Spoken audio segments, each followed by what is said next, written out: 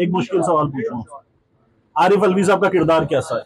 आरिफ अलवी के बेटे के ने टिकट के लिए अप्लाई किया था। मैंने उसके बेटे को टिकट अवार्ड करने की मुखालिफत की थी और मैं जाती तौर पे समझता हूं कि पाकिस्तान तहरीक इंसाफ से उसका पता साफ हो चुका है। उनके बेटे का या आरिफ अलवी का? आरिफ अलवी का खूब भी।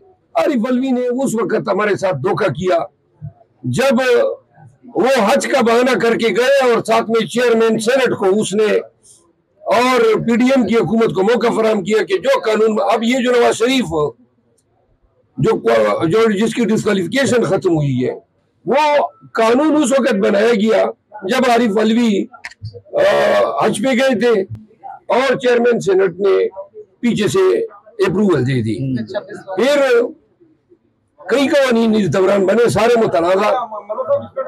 फिर दूसरी बात, आर्मी एक्ट और जो 1923 का जो एक्ट है जिसके तहत साइफर के ट्रायल हो रहे हैं, इन कवानीन में अमेंडमेंट आरिफ अलवी साहब कहता है कि मैंने तो एग्री नहीं किया था।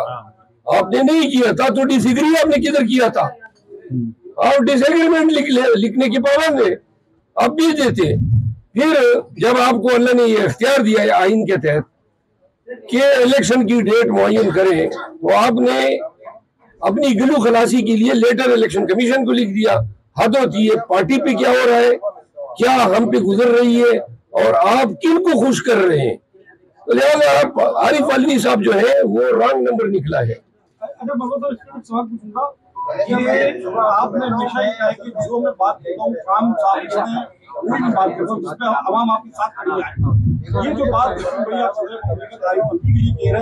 आप साथी राय या खान साहब की आवाज दे रहे हैं? देखिए, मैं खान साहब के साथ आरिफ अलवी के इशू पे 2-3 दफा बात हुई है। खान साहब ये समझता है, मेरे सामने खान साहब के अल्फाज हैं, वो समझते हैं कि आरिफ अलवी ने हमारे साथ ज्यादती की है। इन तमाम का खुलासा ये